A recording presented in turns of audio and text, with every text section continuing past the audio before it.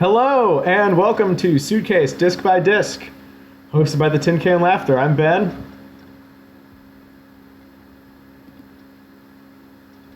You there? Hey, am I not there? You're cutting out a lot. Hello? Oh, really? Yeah. Oh, that's weird. Good timing. Let's see. Yeah. It's streaming Suitcase in the background on my headphones. I should stop that. Maybe that could be it. I don't know. Yeah. I'm gonna keep. I'm gonna keep this in because I did the intro already. This is Dan, on the other end. This is Dan. Yep. Welcome. And we're finishing the first Suitcase today with Disc 4. It's exciting. Yeah. It's been an arduous journey of listening to good music. Well, from a podcast perspective, it's been a little bit of a learning curve, but I think we're in the swing of it now, and we're about to just become a well-oiled machine. Yeah. For those of you at home, the two of us, this might be the last episode we do, but we'll probably do more. Well, you'll find out next week if we do more. Yeah. There's other things I'd like to address, but that's not important because I don't want to edit this. Let's get started. Suitcase 1, Disc 4, Track 1, Trying to Make It Work Again. Yeah. I like this one. Low-key open. Yeah. I like... Yeah. There's something that Bob will do with not every Suitcase disc, but somewhere he'll open it really low-key. Yeah. I think it sets the stage really nicely. There's... Yeah. This one's pure Acid Ranch kind of era. Early 80s. But it doesn't sound like what you think of as Acid Ranch. It's a little more melodic, a little more pretty. It's closer to that one Nightwalker track. I think Dogwood Grains, it kind of sounds like that. Yeah. Mm-hmm. And even, it's got the classic Bob kind of open string Geo type of thing going on. Except he's got a million of those. Yeah, except this one, I noticed this, it just occurred to me. He plays harmonics on this one. Oh, wait, does he? Oh, yeah. I think he does. I hope I'm not thinking of a different song, because I'm pretty sure it's this. Oh, no, I'm thinking of another song. Oh, man. I'm thinking of a track on Suitcase 2 where he plays harmonics. No spoilers. Yeah, man. I've been thinking about Suitcase 2 all week because I've been getting my days confused and thought we'd already done this one. But we haven't. I guess because I'm thinking so fast ahead and I use he, him pronouns that I must be a turbo boy. Oh, fuck me. That was a bad build-up. That was such a bad segue, but it's such a good song. This is learning to hunt out tape.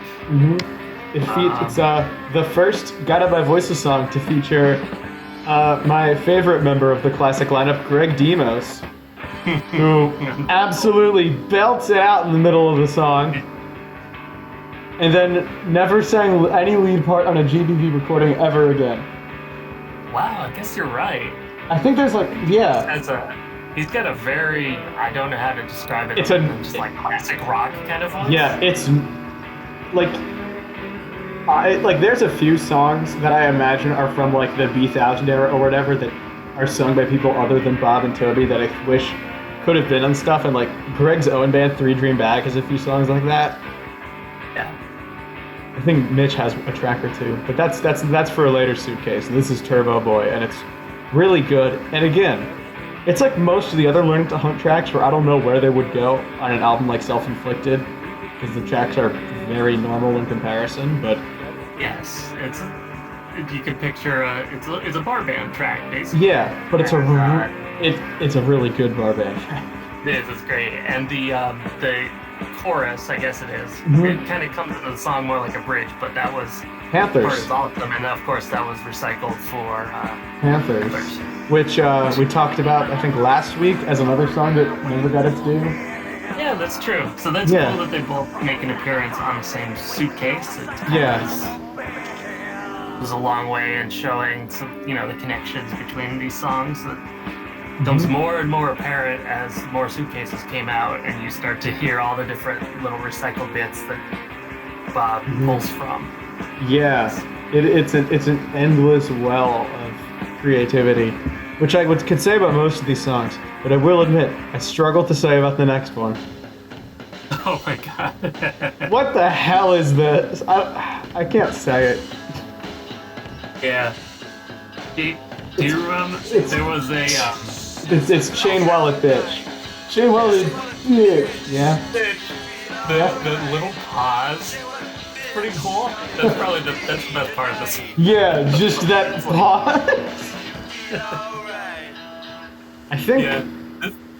This one feels like, it says it in the suitcase thing, it's from '93, and it's got Sprout and Mitchell and Pollard and Jimmy Pollard. So, but I don't know. I can hear that. It does kind of sound like that.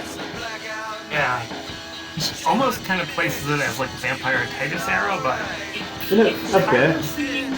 you could kind of see how it could be like a prototype for some of the snippet type things that ended up on Alien Lanes. Yeah. It's got that sound to me. It's just not as good of a song. Yeah, like you can't really. Yeah, like it doesn't sound so much like a Focus song, and it sounds more just like Monument Club type stuff. What I like to think is that probably, it's not this song, I'm sure this has happened, but there's a snippet of the band just kind of like jamming in between songs and like making some noise, and it ended up on the tape, and then Bob heard it and sang something over it. Yeah. You know, kind of. So, I don't know. Chain Wallet Bitch. Yeah. So that's that one. Next one. Speaking of titles that can be incredibly inappropriate, but this one isn't, but it could be. Little Head. I've been waiting a while to really get into this, but you know how I'm Cold is one of Bob's best songs of all time that he's ever written ever? I think I like Little Head just a bit more. Yeah, and those are both King of Cincinnati tracks. Yeah, they are both King of Cincinnati, which is half true because Bob is a king of writing these kinds of songs, and is not from Cincinnati. But I do believe roots for the Bengals, and disappoints himself every year because the Bengals suck. We still couldn't beat them though. You there? There, I'm soaking it in. Also, you started talking sports, so I tuned out. Yeah, that's fair. That's fair. I apologize for liking sports. Yeah, it's gorgeous. Let's not beat around the bush here. Like, King of Cincinnati versus Ben Zing. Ben Zing just has. I have to say Ben Zing, for reasons we'll get to. Prolific. Just because there's more to work with. The King of Cincinnati's great. And Little Head is. These two songs, the two King of Cincinnati songs, that would make a nice single. It really would. Yeah. And it'd be a perfect single, because you got one song that's really good, another song that's really good, and they go great together. Because you have the more introspective, sort of wistful Bob on I'm Cold, and then the more, abstract, almost psychedelic Bob on Little Head. I think it perfectly represents where Bob was with the songwriting in the late 80s, as he was starting to get into more experimental territory. Yeah. I totally pulled that out of my ass just now. But it works. Yeah, there's something about these types of songs. With the electric guitar, that nice kind of clean tone, fantastic rhythm playing, and all the different little intricate sections to these songs. They're really good. So, and this is a nice one. This one kind of this is one where like I kind of forget about it more. I feel like it. I think the title kind of eludes me sometimes. I'm like, yeah, this song, but yeah. Oh, I really like this one. Yeah. Next, the original version of Why Did You Land? Yeah. Which is a B1000 outtake. It's an instrumental from the 80s, and it sounds like the Smothered in Hugs from the Third Suitcase, with a new vocal and a new lead, and machine. And it's missing that awesome chorus, but it's still good. Right. Yeah. So that's That's the main difference. Is this one? There's that chorus from. Perhaps we were swinging. Yeah. Look at the photograph. Nothing is real. Yeah. So spend another loan. You attach it to this verse, and you get the eventual B-side. So this one is more dramatic. You know, it's got that vocal. It's very passionate, and I like this one a lot. I don't miss that chorus there because it would be too long with it. You know. Yeah, I think it's so slow. Yeah, like it's in that camp of songs that got cut from B1000 that are great songs but couldn't go on that album. Yeah. Like, I think there's only one B1000 outtake that I truly cannot understand why it missed the album. Maybe two. Yeah. It's not really a discussion for right now, but it's Postal, Blowfish, and Scissors. Just because it seems obvious that they would be there, and I don't understand why they weren't. That would have been awesome. Yeah, Postal Blowfish as a B1000 track would just be just like, throw another hit in the pile, you know? Yeah, I'm sorry for bringing that up, though. We'll, if people give a shit about this, we'll do a King Shit episode, because that's basically Proto-Suitcase. It's Proto-Suitcase. Time Machines. Ooh. Yeah. Oh, man. This is the second to last Ben Zing song across Suitcase 1. Oh, man. Oh, God. Some of you may know that in 1999, Bob released a song also called Time Machines as Lexo and the Leapers. It is just barely connected to this version. What is there an actual, compositional connection between the two? Yes. Okay. The chorus from this became the verse from that. It's not the most obvious thing, but it's, not even so much the melody itself, but, the rhythm that the melody follows. It's completely tangential. It's like how the chorus of the other Time Machines then turned into Talking Dogs. It's just barely related, but you hear it. Yeah, you're right. And they're both killer songs. They are, yeah. Yeah.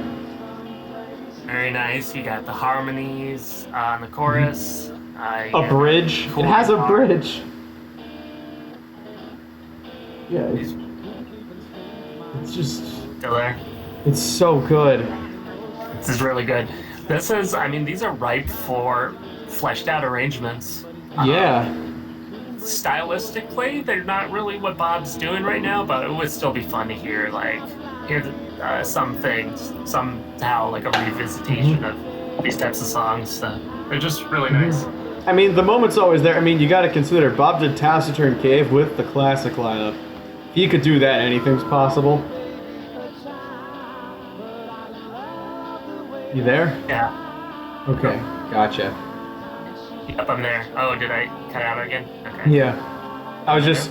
okay. Yeah, I was just saying that English Little League, which the reunited classic lineup did, they pulled off Taciturn Caves really well. So if they could pull off a song like that, I'm not concerned about this lineup pulling off, I'm not worried that, they're going to do a Ben Zing song, but they're going to fuck it up. It is impossible for this lineup to fuck up one of those. The current band, they can pretty much do anything, I'm convinced, so... Yeah, and I think they would do this song quite well. Farewell to Arms. This is the best Has Run track, for sure. Oh, not even Doesn't close. Overstay its welcome, and it's a banger, as they say. It's energetic. Has momentum, and it's just got a cool hook, and so yeah. And it just rocks. It is raw bar band Bob. Yeah. Yeah. So great. Yeah. I like how I noticed this and listening to it last night. It is very bar band Bob. There's no rhythm guitar. Oh, really? It's Mitch's thunder bass. I'm just saying thunder bass because it sounds thunderous. Accurate, yeah. And then Toby plinking along. And you're right, Toby's just kind of playing which, it matches their dynamic. When once Mitch moved to the guitar, that remained their dynamic pretty much. Yeah. But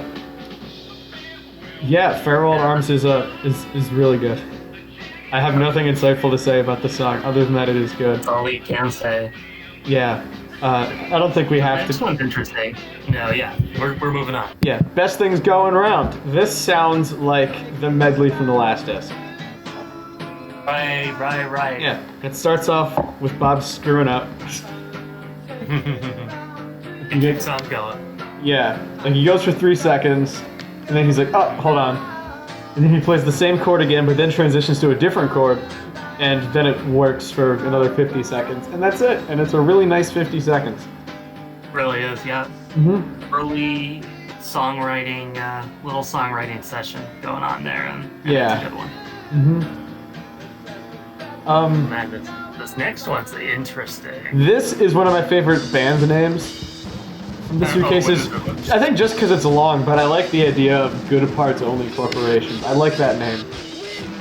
It's awesome, yeah. Yeah, which is funny because I also happen to think the song Sickly Sweet is also Good Parts because I actually do like this song. But yeah, it's a good one. It's in that sort of alien camp that tracks like Alien Lanes from the Grand Hour EP kind of fall into.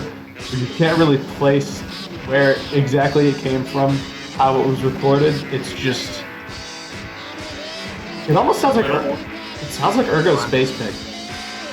Ooh, yeah. Ooh, oh, it does. Oh, that just hit me. Oh, God, it really does. Tobin with this little descending guitar lead, or maybe that's a Bob lead. I'm not sure, but that makes the song for me. That's fun. Yeah, but it's just a fun sort of uncontrolled, no pretension, just romp. It's nice to have a song like that. Looking at the credits, Jim Pollard on drums, it says. I could believe that. I still, to this day, don't know, like, I think it was one of the GBV magazines, I want to say Full Court Press. They had a quiz near the back, and it was, what songs of Propeller did Bob play drums on? Okay, I know those. Exit Flagger. What songs on Propeller did Jimmy play drums on? And I have no idea. I truly don't know. Interesting.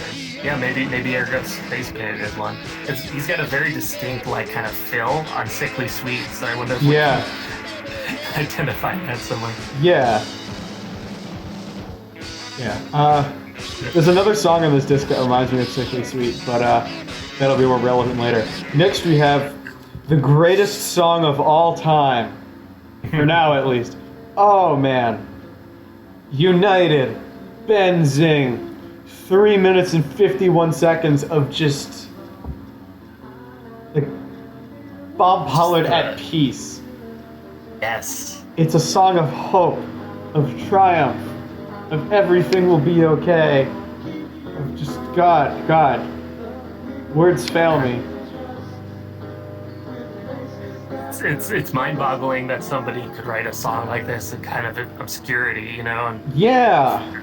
Bob had retired with Propeller, you know, probably we just now getting some sort of reissue on one of those labels, you know, like, check this out, it's Light in the Attic. A guy in Ohio wrote these amazing songs in the 80s, you gotta hear it, and people be like flipping out over it. That could be like Dark Entries who put out the Lives of Angels reissue. I could see it being like a label like that. Yeah. I mean, or it's just like Cleaners from Venus that had a bunch of self-released tapes that got reappeared because some famous band found them and covered one of their songs. It could be that. You never know. Yeah. United. I've said this a lot. You've said this a lot. We were going to say this until the end of disc 16. This should have gone somewhere. I do not know where. Like, this is the kind of song that makes me wonder how things would be different if somehow Bandcamp had existed in 1989. Like, it would be interesting. Ignoring all logistics, the course of GBV's history would have played out completely differently. Because they would have found an audience. Yeah. The thing about Bob is he was doing this amazing stuff in the 80s, but he didn't really put out known records, or he wasn't a known commodity back then. So because he's very much associated with the '90s indie rock scene. But he could have been a contemporary of REM and the Replacements. Yeah, and, I mean, like all these. Yeah, like he's. What was it? I was looking it up. I looked it up some time ago because I was trying to put together like a lineup of like legendary indie musicians who were all born in 1957. So to put in perspective who else, I guess Bob is close in age with and where they went. Mike Watt, who needs no introduction. He's done basically everything. Just for the listeners at home who might not know, the greatest bass player of all time, Mike Watt. From Minutemen, Firehose. Mike Watt. Yeah, I always got the impression that he just kind of loves everyone. I would love to meet him for sure. Yeah, we have strayed so far off from United. I'm pretty sure, isn't there a photo of him with Bob? I think there is. I know there's been some interaction. Yeah. Oh yeah. Well, because when I saw Bob at the Stone Pony and and the alcohol was really starting to hit him, he started talking about like the famous people he knew, and he said, Jay Mascis, woo! Elsa No, Mike Watt, woo! I mean, the coolest wasn't. So Bob shares a birth year with Mike Watt, Ira Kaplan of Yo La Tengo, Pete Prescott of Mission of Burma, and I think is 2 years younger than Colin Newman from Wire. Just for some perspective on the people the same age as Bob, who were all either putting out music in 1989 or had already put out music in 1989 when United was languishing in obscurity. And I'm saying 89 because I'm just kind of winging it and needed to tie it back around to the song so we can talk about another song that would have languished in obscurity if something else hadn't happened, and that is Unshaven Bird by John the Croc. I wonder, I don't know that name at all. It's another Guided by Voices song, and a good one too, one of the better tracks from that era. But Unshaven Bird, I do believe, is another one of those Do the Collapse demos that only we've heard. I don't think it's just us, but... What I always liked is there's a very prominent lyric in the song where he says, I'm united with Crow, and I always thought, hey, it's the segue from the United. Song United. I have to believe that's on purpose. And then the next song is, actually, no, never mind. Scratch that thought. United, not United, Unshaven Bird. First of all, that really nice remake from Boston Spaceships. Yeah. Extends it in a nice way. Yeah. Doesn't Slushy maintain that Unshaven Bird is still his favorite Boston Spaceships song? Is still what? His favorite Spaceship song. Favorite? Oh, I don't remember that. Yeah, you're starting to do that thing where you cut out a little bit, so just a heads up there. Alright, cool. Thanks for the heads up. Yeah. Anyway, what is... Alright, I gotta get focused back on... Black... Alright, I got you. Black Ghost Pie. It's 51 seconds long. Was presumably recorded during the Not in My Air Force sessions. And has a band name, Go Back Snowball, which would reappear a year and a half later on an album Bob made with Mac from Superchunk. And you would think, to sidetrack just briefly, because I gotta force myself to stay on track, that an album made by Bob and the guy from Superchunk would be talked about more. You would think. Yeah. It's a really good album. Yeah, it took me a bit. The same for the song, Black Ghost Pie. There's not a whole lot to immediately latch onto. I don't think it was ever really meant to be anything. Yeah, kind of a jam maybe. Yeah, I think it's... Instrumental jam, they got a vocal. Yeah. I think what's interesting is that Black Ghost Pie reappeared as a lyric on Not Behind the Fighter Jet on Maggie Rick. It's true. Another song I'm relatively conflicted over. But that's a matter for after the call. I don't hate it. I'm not going to sit here and say Not Behind the Fighter Jet sucks, because that would be a lie, it doesn't. But that's a matter for when the podcast is done, and to leave y'all watching this going, did Ben just shit talk Not Behind the Fighter Jet? No, I didn't. And I didn't shit talk this next song either. Go for the Answers, which was reworked incredibly well by Boston Spaceships as Go for the Exit. It's one of the greatest remakes for sure, and that's the first Boston Spaceship song that anyone ever heard, I believe. So that sounds about cool right. to hear. Yeah. I love this one. Yeah, the cool chords. Amazing. Mm-hmm. Amazingly catchy melody. Yeah. Pure bop. Goodness. This one says it's 1988, and I can believe right, that. I think what I've always found interesting about Answers is that, like, it's a common thing on Bob's demos where he'll stop the tape to write the next part of the song or like figure out an arrangement. On here, all the tape stops are on beat. So it'll stop for a beat and then it'll come back at this, without losing anything. Yeah, how does he pull that off? I don't think I don't think you can do that on purpose. I don't know. I just don't. Another one was nice rhythm guitar playing from Bob. Yeah. When he does that, yeah. Mm-hmm. There's a bunch of the next two songs also have a lot of really good guitar from Bob. Oh man. Yeah. The next is the last of the elusive Do the Collapse demos we keep talking about. At least of the songs that are on Suitcase 1. Rocking Now, which is a very, very heavy demo of Wrecking Now. So let's set a scene, all right? Wrecking Now is one of the prettiest songs on Do the Collapse. Actually, it is the prettiest song on Do the Collapse. For sure. And it's got like violins and what almost sounds like a mandolin and a really nice acoustic guitar. Maybe you've heard the version that the band did on a WFMU in 1999 where Doug plays a classical guitar and it sounds gorgeous. In comparison, this is sludge. Bob turned sludge to gold. This is good sludge. Oh yeah. Yeah. Heavy riff. Love to know the journey this song took from this to the final incarnation, because you wouldn't hear Rocking Now and kind of think, this is a pretty song here. Yeah. Like, I could hear Rocking Now emerging now if it hadn't been done to Do the Collapse, because it sounds like the kind of thing that could have been on Aztec. Yeah. But if it sounded like that, style. But instead, Bob made it a gorgeous ballad, because you cannot ever predict the future actions of Robert Pollard. This is true. Mm-hmm. That's why he's Bob and we're not. Yeah, or as Bob was nicknamed at some point, God's brother, like the band name implies. On another thing, Bob and his songs are excellent things. Ooh. Everyone who's heard this song remembers this song, because it has a cowbell on it. This is not Benzing. We are out of Benzing for Suitcase 1. But it's... Oh, yeah. It's... Bob writes really good, pretty songs. No one talks about that, but Bob writes really pretty songs, and Excellent Things is one of them.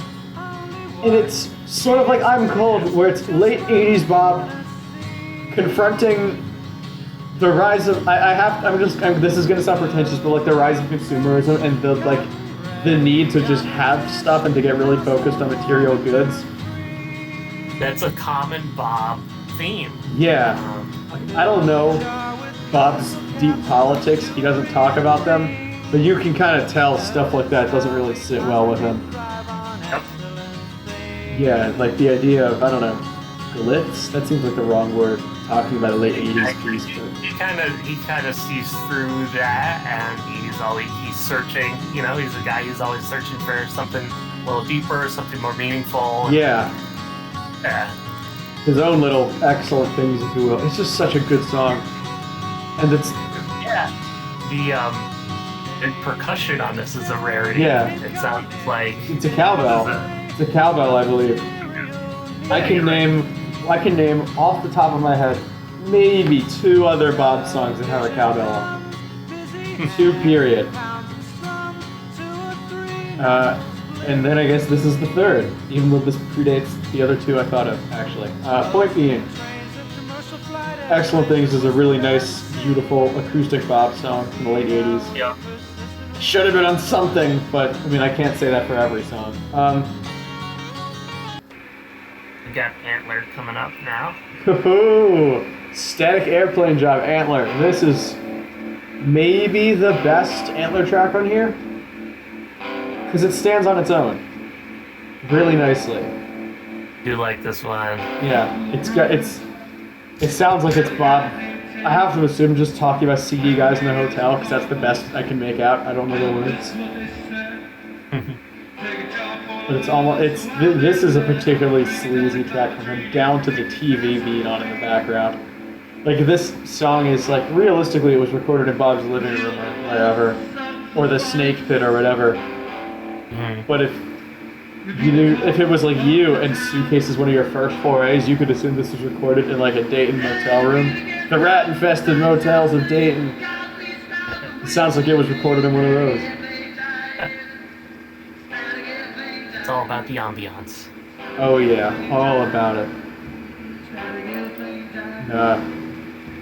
Yeah, I think Static Airplane Jive, which is, if you somehow do not know, a name that got reused 3 years later as an EP title. I think this actually could have been on Same Place. I think this one would have fit. It would have fit, yeah. Yeah, like, it's not very long, so it would work on that end. The television being on instantly makes it creepier than the other ones, which would fit some of the other more distant tracks. It's an Airshow 88 that also has a little... Yeah, I think, I mean, I don't know where on the album. That's not really my job, because the Same Place is 30 years old. It's not really my place to judge. Alright, 17. You there? I'm there. Alright. 17, Where I Come From, by God.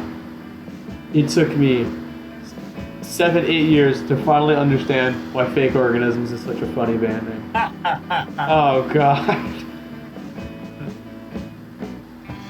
But this one's good, I think.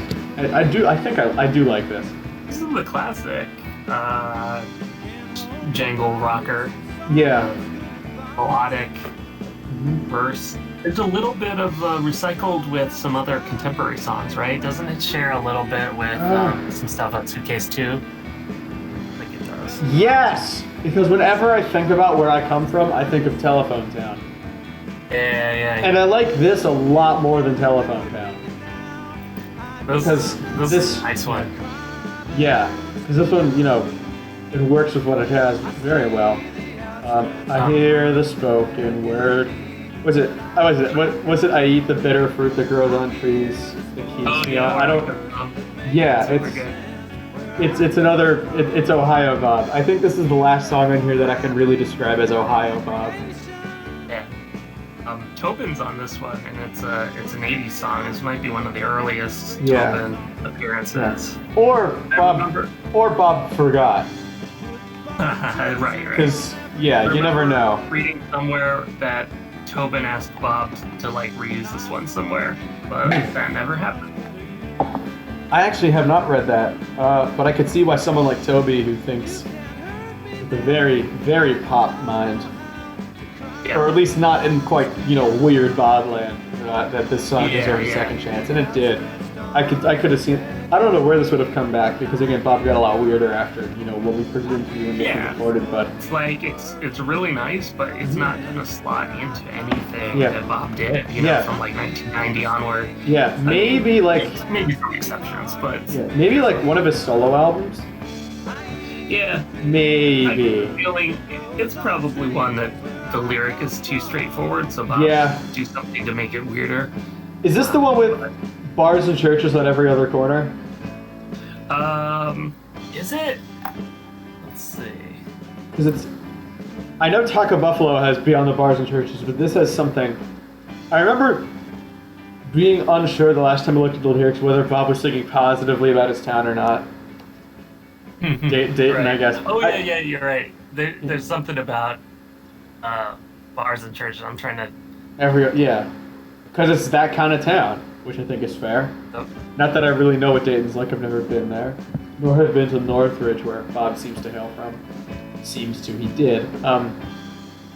But I could see, given what else Bob has said about Dayton, that could have been that kind of place in the '80s.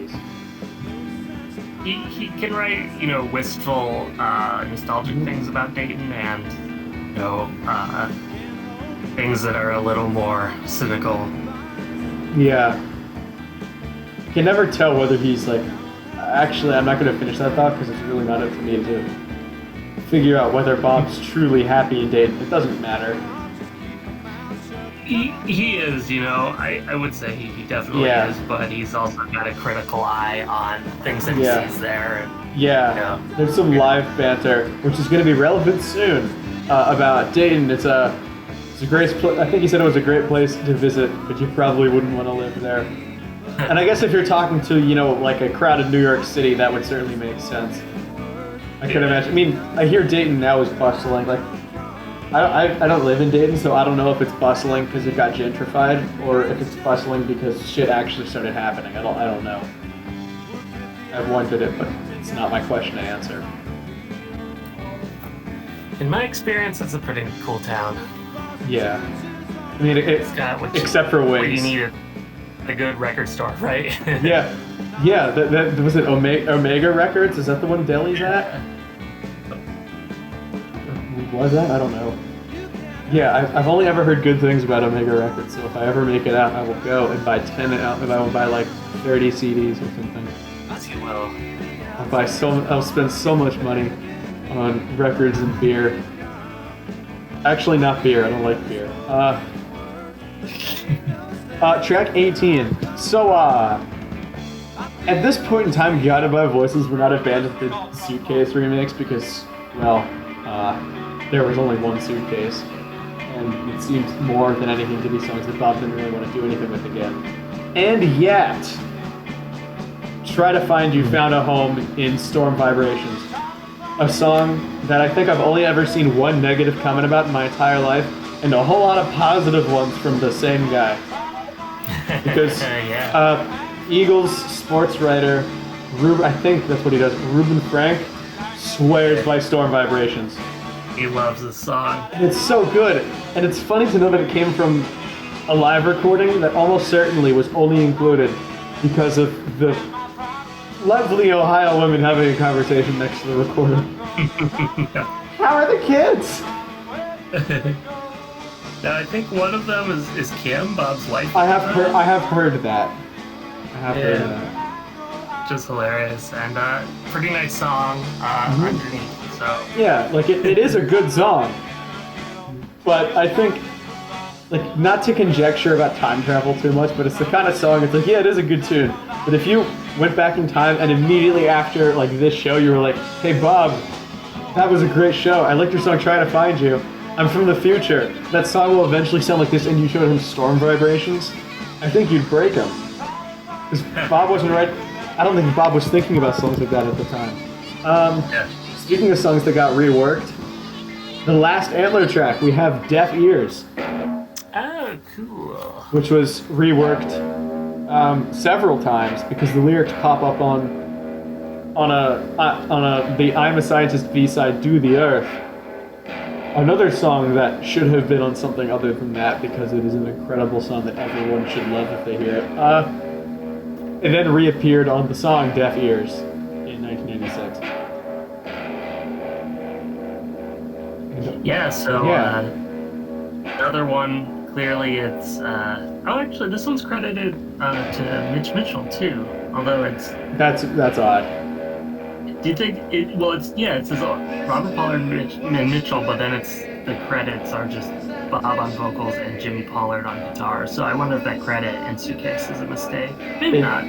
Could have been something that Bob and Mitch worked out, and then Jimmy ended up playing. That's true. Like every song Bob has done that works on the Postal Blowfish riff, I do believe the Postal Blowfish riff was Mitch's. So even if it's just Bob, Mitch gets credit. That'll come up on Suitcase 4.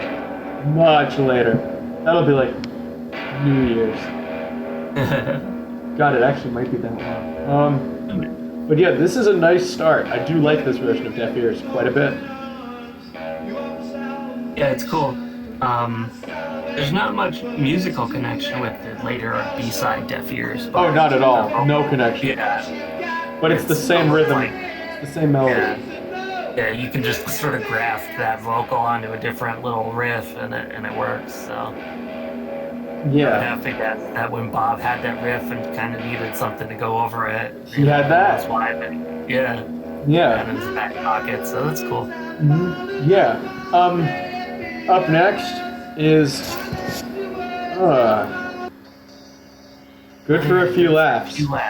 This is a low-key I don't know. 2000 era. It is 40 seconds of someone hitting an open hi-hat before anything else happens. I can't do this one. Like I can understand Gift. I don't understand why this is here. Like I don't want to complain too much because again, Suitcase is 20 years old. But man, it's 2 minutes long and it's taxing.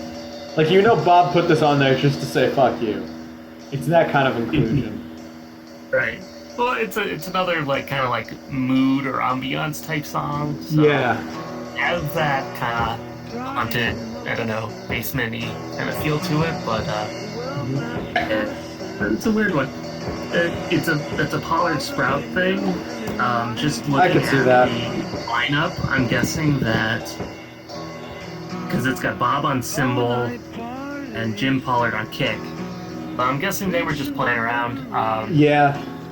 Tobin grabbed his guitar. Mm-hmm. Bob and Jimmy are doing some drum stuff. They came up with a strange little track, and then Bob. Yeah. And Or he wrote it. Or maybe he wrote it. There. I mean, I don't know. I don't think it really gets. I feel like even in Cutter's book, it isn't talked about much. How exactly, what exactly Bob's plans were if he went to hang out. Go record with Toby if he brought Jimmy, along. If I don't know how long they'd be together is what I'm saying. So obviously Bob would be like, here's a song that's called Game of Pricks, it's the best song ever. But then it would also be like, we have 2 hours to kill. Let's write 6 songs right now. Yeah. And then they do. Yeah. I have to say probably some sessions were just meant to generate kind of instrumental ideas. Mm-hmm. And later, there's a lot of that stuff on Alien Lanes where it's Jimmy Pollard on bass. Those are just, I feel like, more just jammy type things that later on got a vocal. Yeah. I can see that. Yeah. Mm-hmm. And on the other end of the spectrum, we have Raphael, yes. which was in Isolation Drill's 4-track demo. I was grooving to this one earlier today. I really like this one. The vocal is great. Mm-hmm. Yeah, remember when some record store that had a recording studio inside their store posted a video of the current GVV lineup doing this song and then nothing happened? I do. I never got to see that video. I've seen it. It's surreal because it's very obviously this. I read in an interview right after that Bob had said, we tried redoing 2 Suitcase songs, but they weren't working out. He said one was Raphael and the other was I'd Choose You. For those of you keeping score, I'd Choose You was reworked significantly and turned into one of Bob's best songs from the last eternity, Heavy Like the World. Amazing. Yeah. I would have to guess at some point, Raphael, they gotta make it work because it's a cool track. And there's precedent for more developed version because there's a more developed version of this on Suitcase 3. It's more lo-fi, but it has additional lead guitars from Doug, and they're great leads. So the framework's already there to do the song. I don't know, maybe Bob's just not feeling it anymore, but I am. This version in particular took me a while to get back into because once you hear it with all the leads, it's hard to hear it, without them. Right. Yeah, but Raphael's still a good song. All right, we've got 4 songs left. We've got a hell of a run right here. So, my first, I don't know what to do with this track name. My Feet's Trustworthy Existence. Let's ignore that title and focus on. It's a great song. Great little, silly little absurd Bob singing about rubbing his magic toe, which I'm gonna hope is meant to be taken literally. Seems trustworthy existence. Yeah. This one reminds me of. I mean, this one. I don't know. It's a weird one, but it kind of reminds me of like when she turns 50 or something like that. I can see that. It's a little sillier, but then it's a precedent for this to be able to fit into one of those albums in the like late 80s, early 90s kind of era. Yeah. The liner notes say that this was recorded in 1992, which I can see that, but was included with the Power of Suck demos because Bob wanted to bring this back for Power of Suck. That's true, yeah. Obviously that didn't happen, but he had in mind, but I'm guessing some sort of reworking elements of this into something new, maybe. Yeah. Yeah, nice little tune. Eggs. Oh, yeah. Which is an instrumental version. I think the liner notes say 1993, and I do believe this was on an early track list for B1000. But this is Futures and Eggs. What did it say it was? It says in the liner notes 89. I'm inclined to believe it's maybe more 88, because I could see this being the jam that was then fleshed out into the opening track on Self-Inflicted Air Nostalgia, The Future is an Eggs, one of Bob's best opening tracks of all time. It's a great track. Yeah. I always assumed that this was recorded before, and possibly even like long before.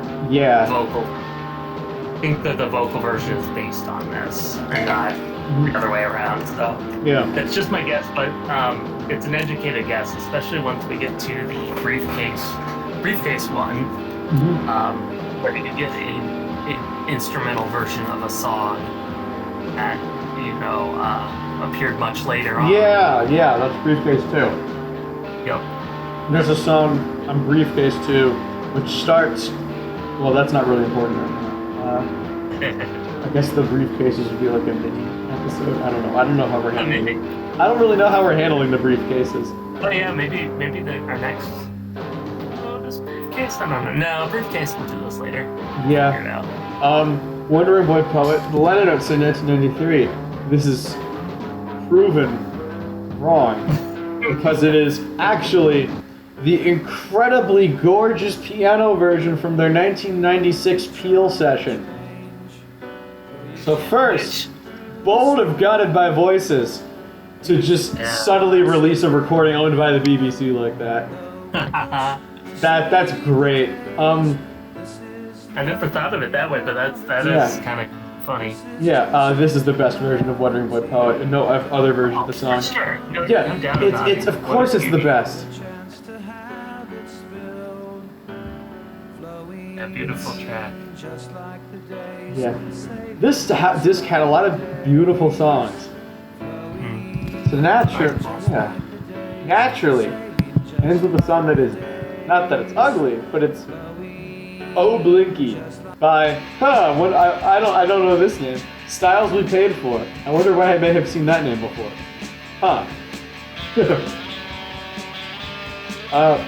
Oh Blinky appeared on a bunch of bootlegs at the time as The Day Is Done. It is a version of Let's Go Vike without the swing and with different lyrics. And I like this one better, I determined. No. I think you said the opposite. Oh, I did say the opposite because Let's Go Vike is incredible and this is good. I think if this had been released and Vike had never left, if Vike had never seen the light of day and we only knew this, I wouldn't act like the song could have been better sounding like Vike. But knowing Vike and knowing that that's first, that one's better. Also, this is called Oh Blinky. Oh Blinky. This one came later. Oh yeah. Chronologically, right? Okay. Yeah, because it sounds like it's the same sort of bass drum grooves that like Sacred Space, Festering Moon, Terrible 2. Right. I have to believe it's Greg Demos and Don Thrasher. Nailed it. That's who are credited liner notes here. Well, that must be why. Are there any structural or differences to the songs? There's lyrical changes. I can't think if there's like anything else that's different, like a different section or anything. Well, I mean, Oh wait. I think Let's go Find the Find Me a Woman part. Yeah, right? I think this has it too. It just doesn't have the vocals there, or there's different vocals there. Like, the big thing with this song is that it takes out the swing that the first one had, and it completely changes how the song feels. Right. This one has kind of a more straight ahead kind of. Was like a garage rock kind of. Yeah.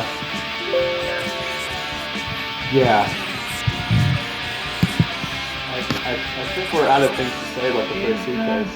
We really are. I'm like, wow. I've got the liner notes in my hand, and I'm like looking at them. I'm like, oh, look at all these scrawled lyrics that I want to analyze. Decipher, whatever. Yeah, man, I'm getting ahead of myself. I already have the playlist for Suitcase 2 up now. Nice. But we're not here to talk about. Yeah, we're not talking about that today. Okay. Yep. I'll save all my stories for next week. Stories. Oh yeah, it's a new suitcase. You'll have new stuff. It's a new suitcase. It's got to have a story. We got to contextualize it. Yeah, like I only really have a story about one suitcase, so that's not for a while. But yeah, you actually knew GBB were when this came out, and I was 6. I had no clue. All right, I think that about does it. So that's a wrap for Suitcase 1. The first of 4 suitcases by Robert Pollard and Guided by Voices. We have been the Tin Can Laughter hosting Suitcase Disc by Disc, and we should be back real soon to discuss Suitcase 2. Until then, take care. Take care. And, how to make it work again. Yeah, and keep suitcasing. Oh. All right.